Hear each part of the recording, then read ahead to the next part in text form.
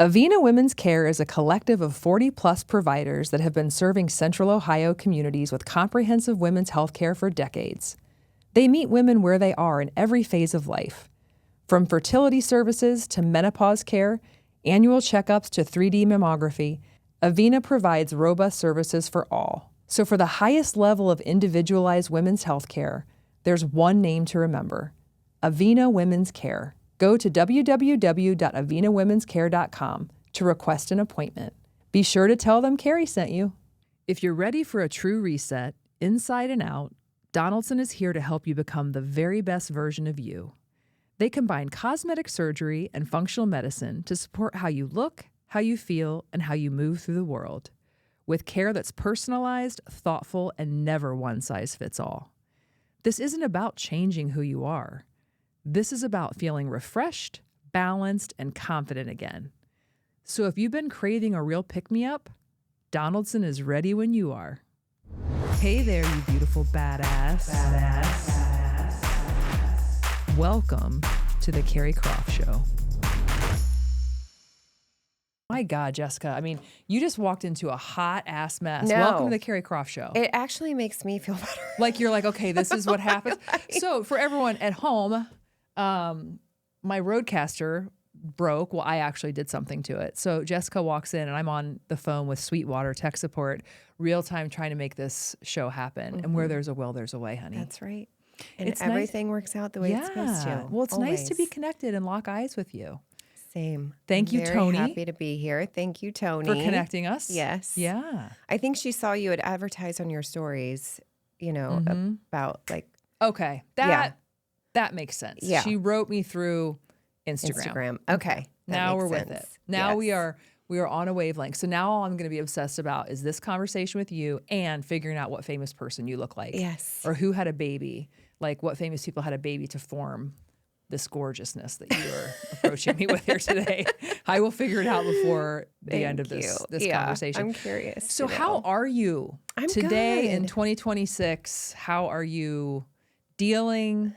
I think we just open up with like the grief process, right? I mean, it is something. Honestly, I have always been kind of an empath, and whenever I've come across people who have lost someone, I've always felt it so deeply for them. But there is nothing in the world that can prepare you for what the actual grief experience is like. It's paralyzing. Mm-hmm. I actually, and with Demetrius being so out in the community and so well known, I couldn't leave my house for 2 weeks. I didn't want to face anybody. I just couldn't bring myself to talk about it and be confronted with it. And a lot of it, too, was that his passing wasn't exactly peaceful. So I was dealing with all of this trauma from what I had witnessed and what I had lived with him that last month. And, everyone else was remembering him for all the good things, which is awesome. That's what you want. But I just had to find a way to rest my thoughts and be able to communicate with people and let them know kind of what we'd been through and share my story. Yeah. So, I'm doing well. I really am. I think Brave Men helps me. It gives me a purpose, and I know I'm helping people. So, that always helps. But we're coming up on the 9th on Monday. Yeah. That's his 3-year anniversary of death. So that's what I was thinking, because I was thinking about, 3 years probably seems like a lifetime and then no time at all. Exactly. Without him. Mm-hmm.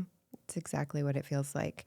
You know how the time of year can sometimes be nostalgic in a good way or a bad way. So this time of year, for me, it just stirs up kind of what we were doing at that time. So, a little anxious this time of year, but. Yeah. And I think, there are multiple, spokes around why it's important to talk about Brave Men. But let's talk just for the people at home that might be like, you know what, colonoscopy, I'm going to wait. I'm going to wait another year. I don't need to do that. I'm only 48, whatever these reasons. Because when you think about a colonoscopy, it's a pain in the ass. Yeah. I did one Yes. recently. Of course I was going to do it, but you're like, you have to go through all these steps. And like, we never think it's going to happen to us. Right. Go back to like when Demetrius was healthy, like right on the cusp before your lives changed. Yeah. Like, why did he go? Like, what happened? Kind of go through that and Yes. the shock of the diagnosis. Yeah. I mean, he obviously was an athlete all of his life and was an avid gym goer. He was healthy for the most part, besides a major sweet tooth. And it just really hit one day. I mean, his dad, it's prostate cancer. So his dad has prostate cancer. So he went at 40 for early detection, and the doctor was like, "You look great. I can't believe how great your prostate looks, actually." So in his mind, he was free and clear. And it actually, not to be TMI, but it was, through our intimacy that we were noticing changes. And it was so abrupt. I was like, something's going on. And, So you knew. oh, yeah, right away. I mean, after the first time, I was like, well, that was kind of weird, And then it happened again. And I was like, what's going on? And he got a little defensive and was like, I'm getting older. I'm 45. It's probably my testosterone. I'm like, okay, well, we should probably go get that checked. And put it off. And then it happened a third time. And I was like, what are you waiting for? So I really urged him to just go and get blood work and see what was going on. And right away, I mean, PSA should be between a 0 and a 3. His was at 48. So they immediately were like, okay, you either have prostatitis, so we're going to treat you with antibiotic for 2 weeks and see what happens. So they did that, and then his numbers had gone up a little bit more. So they scheduled a biopsy, and what they do is it's kind of looks like a walnut, and they take 6 samples from each side, and all 12 samples came back with cancer. So the ball started rolling. And, with men, with this sort of thing, it's a simple blood test. There's no reason not to go get tested, and just at least know your baseline, know that you're good. That way, the next time you get your blood work, if it's gone up a couple points, to keep an eye on it. But, with him, it was so wild that he had gone at 40, and here he is 45, and it turned out to be stage 4. It had already spread to his rectum, and they took 13 lymph nodes when they removed his prostate, and 7 came back with cancer. So we knew right away that we were dealing with something pretty heavy. And there's also something called a Gleason score, which measures the strength of the cancer, basically, or the aggressiveness. And his was a 9 out of 10. So, we were very hopeful. We stayed hopeful, but we kind of also had to be realistic. And right away, he said, I want to start a nonprofit. If I'm going to go through this, I want to walk other guys through this. And it was one of the main things that we would hear when we go in the doctor's office. Just men don't like to talk about this. There's the stigma of the intimacy that goes along with it. And just the fact that they don't talk about their health. Women, we start going to the doctor at like 18. Yeah. And that's what we do every year. And we talk about our stuff. Guys aren't like that. And you can't just tell a man at 40 or 45 to start going to the doctor. And yeah. I was thinking about that too, because I like to harp on, so back to like the colonoscopy or like your breast exam or anything that's preventative, like getting checked for your prostate, if it's just, just a blood test, that's way better than a colonoscopy. It's way less invasive. Yes. But I think for the man too, like you just said, there's like this very macho testosterone thing. But if there are cancers that you can like figure out how to get ahead of, I think you just got to like check the box. Check the box. Absolutely. prostate cancer, even when he was diagnosed, people were like, oh my gosh, that's super curable. You guys are good. And it's Well, like, there's so much nuance, right? yeah, Like you can say that about a lot of things. Like it right. depends on when you catch it and all of those. Exactly. That's what it is. How did So, he, I mean, I can't imagine one day you're living your life and then the next day you're grappling with this diagnosis. How was he able to like sort of digest that and then move? I know the nonprofit had to be very helpful, but just him and you like in your house alone and like the kids, how did you you live day know, to day? I think it was his personality, for one. Just a lover of life and very positive, glass half full type of guy. And so, with the diagnosis, of course, there was some underlying fear there, but he never complained one time through the entire process. And I know part of that was for his own mental health, but it was also for mine.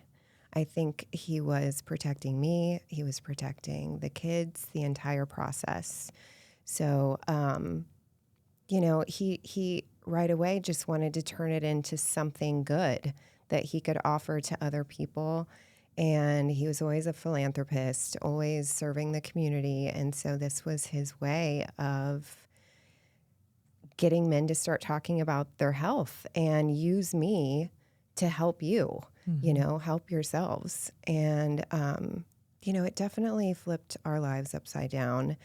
We were really careful to, not overshare with the kids. We wanted things to be as normal as possible, like most people, I think, with cancer diagnosis do. But very much became about doctor's appointments. And the last year and a half was a lot about hospital stays, too. So our youngest was 3 when he was diagnosed. And you couldn't even tell he was sick for the first couple years. And then he had a chemo treatment that made him bleed internally. So we ended up in the ER, obviously, and his body was clotting. So it backed up his kidneys, and his kidneys went into failure. And so they had to put nephrostomy tubes through his back into his kidneys to be able to drain urine that way, and he never got rid of those from that point on. So that was New Year's Eve of 2022. 2021, I'm sorry, going into 22. So 2022 was a year of emergency room visits and a lot of times up in the middle of the night and going. And thankfully we had the older girls there. So, if we had to go, they were in charge of the little one. But Dakota, I mean, she got to the point where she would wake up. We weren't there. I'm sure there was some separation anxiety. And there was a point where I would wake up in the morning and she would be asleep on the floor next to my bed with her blankies. So we ended up pitching a little tent in our bedroom and putting a blow-up mattress in there, and she slept there. I mean, she just wanted to know that we were close and we were going to be there when she woke up. So yeah, she as she's gotten older, I think she'll deal with things a little bit differently as she matures and realizes the permanency of everything and the depth of it. But it's been interesting to see how she handles things. She's very stoic, like Dee, and she's a very literal person. So if you explain things to her up front, she's more comforted and knowing. She just likes knowledge. Yeah.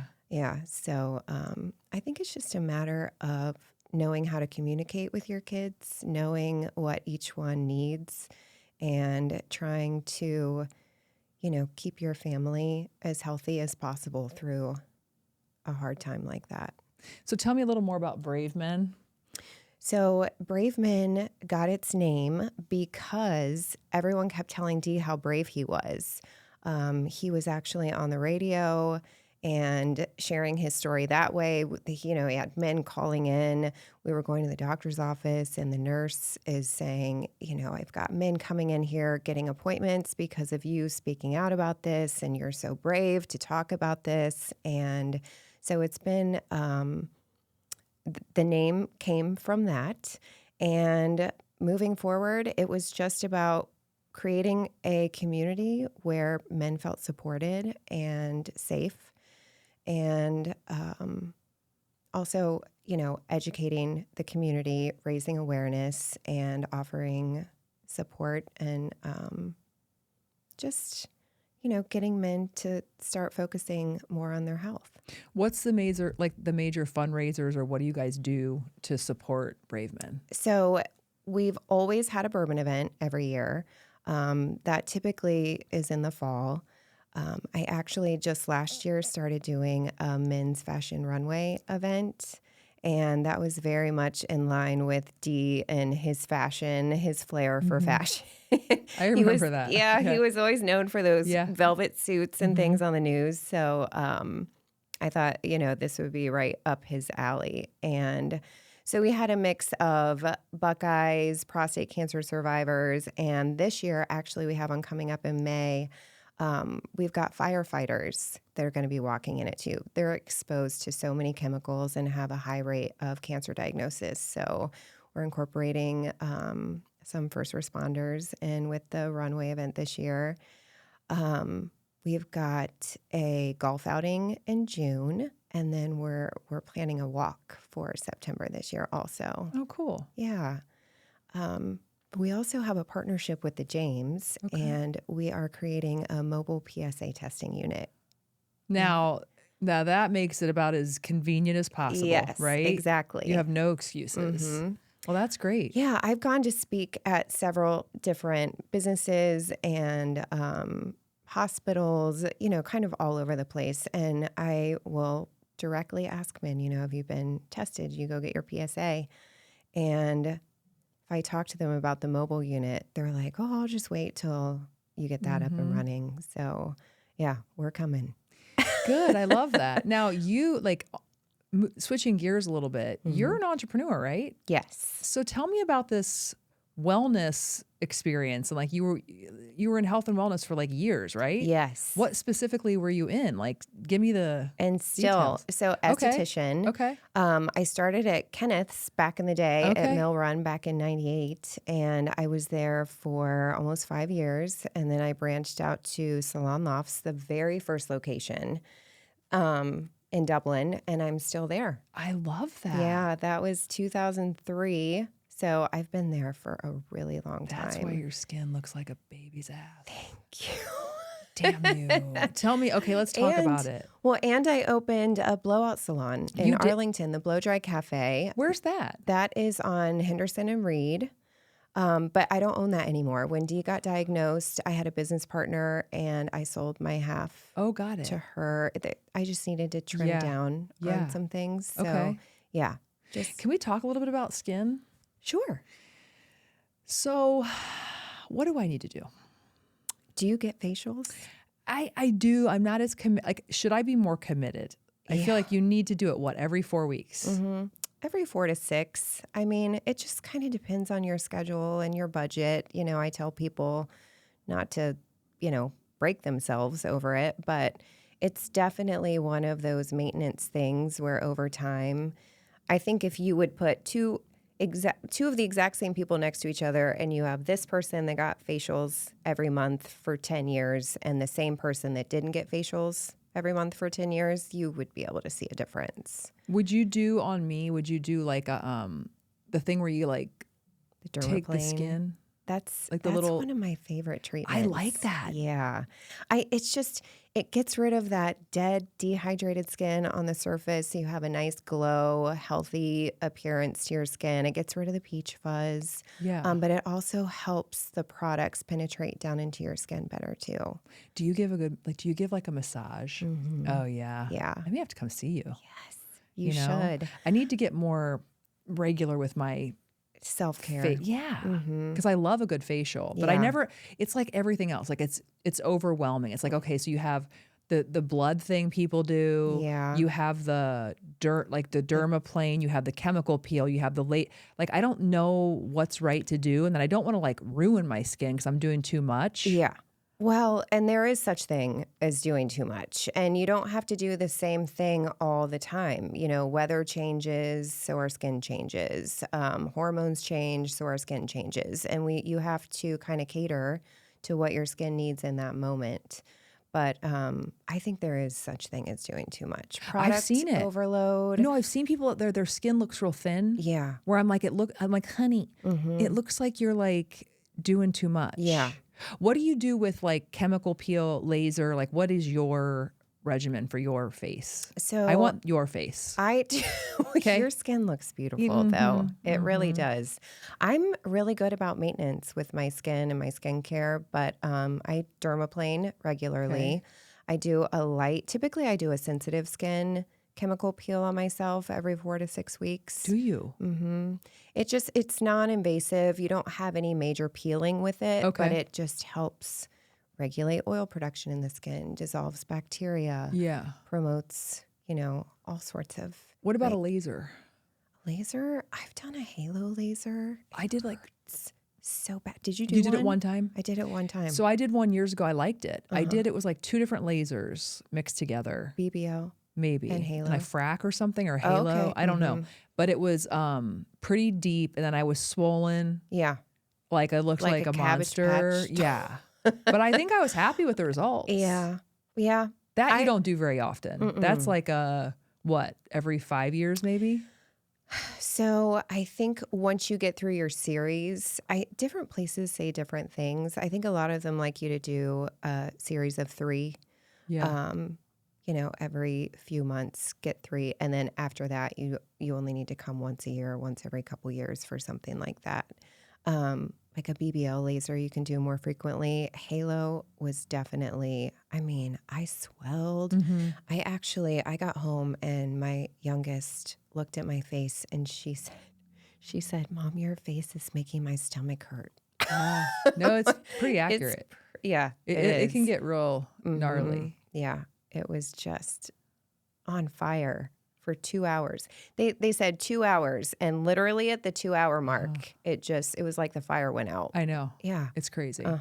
What else do you do? Do you work out regularly? I work out regularly. Where do you work out? I love to work out. So mostly right now I have my Peloton down in my basement. Yeah. I have always been a gym goer, and then I discovered bar. I got in a bad car accident on 270. I went flying through the air. You did? Yes. It was one of my worst nightmares. It was horrible. It was so scary. I was headed back to my loft. COVID, we had been shut down. We were opening the next day. I'm driving down 270 to go get my loft ready for my clients the next day. And this set of tires fell off of a dump truck. And it was one of those moments where I knew I was going to hit them.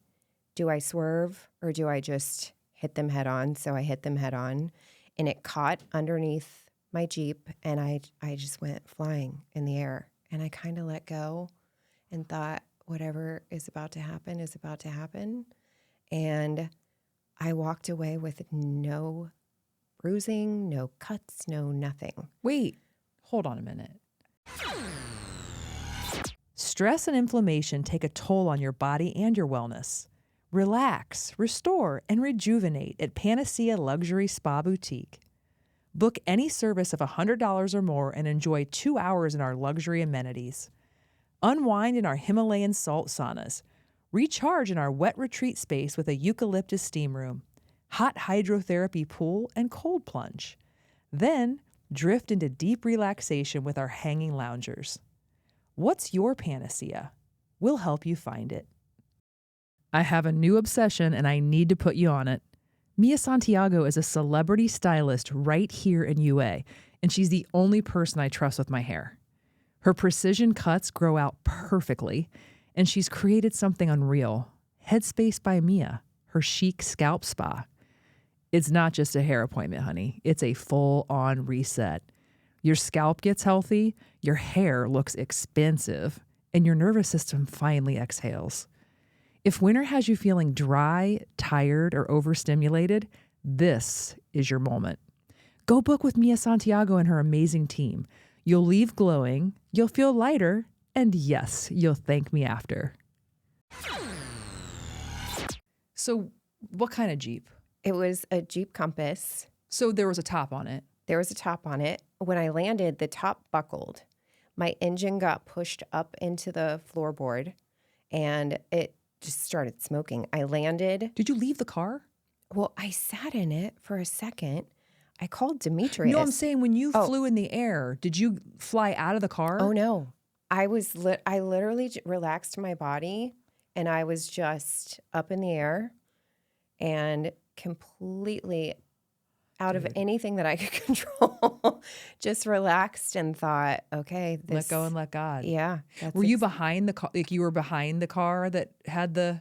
No, there were two other cars in front of me that swerved. And so You just were on it. Yeah. Oh my God, like a bad movie. And he just kept moving. I don't think he even knew that the tires fell. Yeah. Oh my God. It was crazy. And then this guy pulls over and he's running down the side of the highway and he says, "Holy shit. Have you ever seen the Dukes of Hazzard?" It was just crazy. Yeah. So near-death experience, like sliding door moments. Dude. Yes, absolutely. I love that movie. Yeah. Yeah. Because it's so true. Mm-hmm.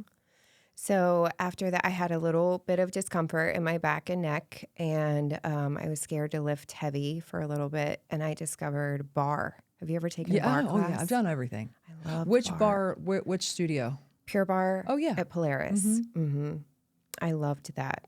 That really strengthened me and reshaped my body. Yeah. And then after D passed, their schedule didn't work with mine with, having Dakota at home. And so I got a bike, put it down in my basement. I got some weights and I started working out down there and with a trainer once a week just to push me a little bit more. But yeah. Was Demetrius worried about you? Like after he passed? Do you know what he did? He built an army for me. He literally strategically picked out people in our lives and said, "You help her with this. You check on her for this." It was unbelievable. And I didn't even realize he was doing it until after he passed and people started sharing with me these conversations that they had had with him. And that's how he lived his life, though. He was very strategic with everything that he did. Yeah. It's like little gifts that you were getting like after he was gone, right? Like conversations that you didn't know took place. Yep. And it's fun. I would meet strangers that I had never met before that knew him. And they would tell me, I would ask him if he needed anything, what could I do? And he would just say, just make sure my wife and my kids are okay. Yeah, that was a pattern along the way. So, yeah. What a guy. Yeah, truly. One of the best people I've ever met in my life. And I was fortunate enough to be married to him. Mm-hmm. So, can you show your tattoo? Oh, yeah. And tell the story about it again? Oh. Yeah. So that's his handwriting. That's his handwriting. I want to get a picture of it real quick so we can put it on. Yeah. So I think it was maybe a week or two after he passed. And, his phone, we had kept it charged up. And he texted me and said, I hope this isn't weird, but I would love to offer you a free tattoo if there's anything that you want, or tribute to Dee or anything. And I had never had a tattoo. There was nothing that I ever wanted permanently marked on my body. So I kind of passed and said, maybe one day. And then I was cleaning out, going through, paperwork and trying to get stuff put together. And I found this little notepad. And we would write notes to each other in the morning before we leave. And I saw his handwriting and I thought, oh, I wonder if I just did that. Because I love the word love anyway. And our daughter's middle name is Amor, actually. Like everything's about love in my house. So, I called him and he was like, come on in. It took like 10 minutes. But yeah. That's my only tattoo. Do you talk to him every day in some way? Yeah. I can feel him a lot. My oldest just got married and we were back in the back room, and I got this overwhelming feeling. I was like, Lexi, I can feel him. And she could feel him too. There's actually a story too. I'll have to show you.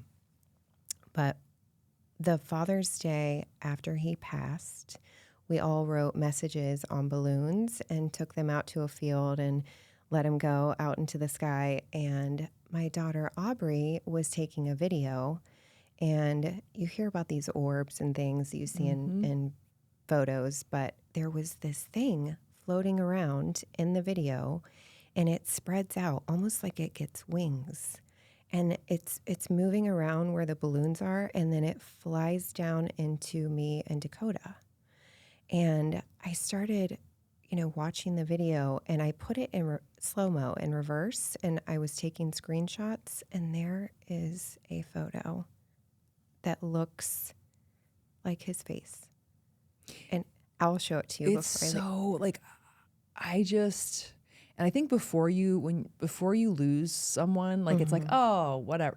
When you lose someone, like I feel like there are signs, there are things, they are there. They're there. They're there. I want to see that. Yeah, I'll definitely show it to you. Did you guys talk about like, hey, if I'm going to come or show you something, like, had Pennies and Bert. Did you guys have that conversation where he's like, I'm going to come back and I'm going to do X, Y, and Z? Nothing. He didn't say anything specific. He just said we were going to have the biggest angel that we could imagine, and that he was going to mess with us. He was like, don't you worry. I'm not gone yet. I'll mess with you guys. But for real, through electricity and things like that, that's really where we see things with him. That same day, that Father's Day, our basement has a light at the top of the stairs and a light at the bottom. And the light at the top of the stairs is far enough over the steps where it's uncomfortable to change it. So we just let it be. And we just used the bottom light. And my one daughter, her bedroom was down there, and she was coming up on Father's Day. She's like, oh, you changed the light bulb. Like, no, I didn't. It had been out for at least a couple years. And I said, is it working? She was like, yeah, it's on. It was only on that day, just that day. And then we had that encounter. But there's been times where, like, Coda and I were watching football, an Ohio State game, and the TV kept turning off. And I'm like, are you kidding me? This is super annoying, because you got to, get back into the Hulu app and get. So after like the 5th time, I was like, Coda, if this does this again, we're just going to do something else. Well, it didn't turn all the way off, but it went out of the app and it went into the Amazon app and started playing a Whitney Houston song that I had played for him in the hospital the last week of his life. And I just sat there and started crying. No. I told Coda, I was like, I'm so glad you're sitting here for this. It's, people might think I'm crazy if I didn't have a witness. So, just things like that for sure.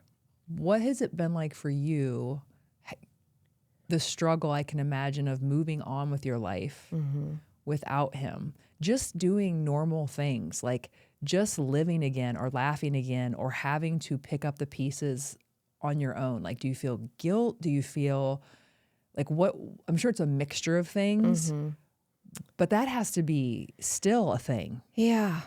I think once I got through the real thick of it, I realized one of the hardest things to deal with was, when someone's pouring love into you constantly the way that he was into me, and then it's gone. It's like you miss not being able to say hi to them. You miss that love. That's where the empty feeling comes from. You feel this emptiness, and it's because that love isn't being poured into you anymore. So that was really difficult, just to, even still, you just feel lonely a lot. And there has been moments of guilt, but not necessarily. It's more guilt and sadness that he doesn't get to experience what I'm experiencing, if that makes sense. I felt more sadness for him that he was going to have to miss out on everything. And of course, sadness for myself that I don't have him here. But yeah, he was just such a good husband, a good dad. I felt sad for my kids that they didn't have that being poured into them anymore. And I think there's a weight of feeling like I need to fill his shoes on some level, and it's impossible. Right. That has to be Yeah. you know, Just to be everything for everyone now. yeah, especially for the young one, because you're like, okay, it's just me now, and I have to. This is how I can imagine I would feel. Is, we all have strengths and weaknesses, and so clearly he had his, and so now you're like, oh my gosh, I'm a solo show. How am I going to do all this? And then it's like overwhelmed. Yeah. And how would he handle this? Does she ask a lot of questions still, and like, do you find that to be like hard to answer, or is it like more of an open dialogue? Because I know, like, like when we were young, or like previous generations, you don't talk about when somebody dies. It's like we don't talk about it. Yeah. So do you guys have open dialogue? All the time. Yeah. All the time from the get-go. I will tell you that was the hardest conversation I've ever had in my life, was when he and I decided to tell her what was actually happening. It was 2 weeks before he passed when we, were just facing the reality of it. And he was in the hospital, and we just sat her down and told her what was happening. Very stoic, tears running down her face, but she was 6 at the time. So, what does a 6-year-old really know about death? And, we were just kind of letting her know that he was going to pass away and he was going to be up in heaven, and we'd be able to talk to him, but he's not going to be able to talk to us. And it was confusing for her. But she kind of got up and said, okay, and can I go play now? So we called his mom in, and she took her down to the playroom. And Dee was just like, wow, we did it. We raised an amazing child. She handled that so well. But after he passed, she was looking for him. It was just like, well, where is he? What's he doing? She wanted to know what he was doing, who he was with, where he was. And I think it was really hard for me to hear her talk about death as much as she did, because you want your kids to be so innocent and not have to worry and think about things like that. But she talked so much about how long will it be till I get to go to heaven and see daddy. And that's not something as a parent that you want to hear your child talking about. She didn't realize what meaning it in a negative way. She just wanted to be with her dad. So, we have a lot of conversations like that. Yeah. And those are hard because we don't know the answers. It's like anytime my son has asked me questions about heaven, I feel so stumped. And so I'm just like, I have no good answers for him because I have the same question. Yeah.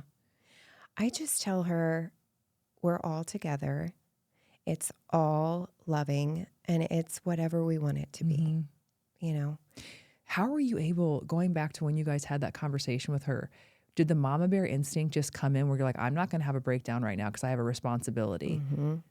Yeah. Like, I just need to I need to be able to not break down. Yeah. Have an absolute meltdown right now. Yeah. I just kind of sat there. I was ready and prepared for questions. After she left, I had my breakdown. And there were a lot of mornings I had to call my mother-in-law to come over those last few weeks, because I couldn't even get her ready for school. I was just having panic attacks, which I had never experienced before. And I couldn't get off the floor. I would be on my bedroom closet floor sobbing, just this feeling of a total lack of control, helplessness. And it is very humbling. Oh. It is very humbling. I tell people a lot, your life when you're married and you have kids, you kind of feel like you have goals and you have everything figured out. And it feels like you're putting pieces of a puzzle together. And then someone just comes in and messes everything up. And you're trying to put the pieces back together, but the pieces are completely different now. So it's just a hard thing to wrap your mind around, starting all the way over again. And, it's just like trying to think about getting to know someone all over again and those types of things. It's a lot. It's a lot. It's not what I guess it's not what you signed up for, but that's life, right? Life is like, it's what happens when you think you're making plans. Yeah. It's like, nope. Nope. We're not doing that. And if you'd asked me or told me 10 years ago I'd be running a nonprofit for prostate cancer, I probably would have. What? Yeah. Yeah. Told you were crazy. How is his mom? Good. So his biological mom lives in Florida, and then he has his stepmom up here in Columbus. Everyone has dealt with it differently. It's been a really interesting experience watching that. His dad is still living with prostate cancer and very much has survivor guilt. So he has to deal with that. And his mom down in Florida, it's just sad, A lot of times when we get together, it's a reminder that he's not there. So especially in the beginning, because we were all so close before, we vacationed together and we were together all the time. But when we first started getting together again without him, it was just this big cry session. And like, I have got to take a break and get myself together and figure out how I'm going to move through all of this without being sad constantly. That was the goal. Yeah. Let's just not be sad all the time. And I have kids. I have to get up. I went to therapy. My therapist was like, you're working out, you're getting out of bed, you're doing everything you need to do. So she let me free. She's like, you're pretty healthy. You're graduated. Yeah. She's like, if you need to come back. But it's just one of those things that no one can fix it for you. You just have to learn to live with it and move through each day or each obstacle. At first, going and speaking and telling our story out loud was very difficult for me to get through without crying and breaking down. But it's very therapeutic.